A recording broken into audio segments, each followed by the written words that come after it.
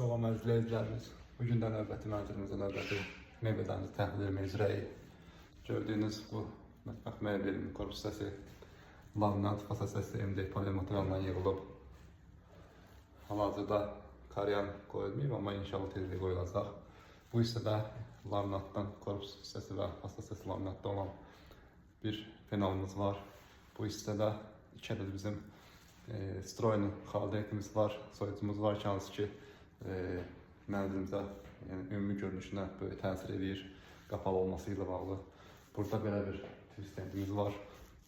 Twistendimiz də eyni və korpus hissəsi laminat, fasa hissəsi də mətbəx mebelimizin fasa materialına olan MDF paneldən yığılıb.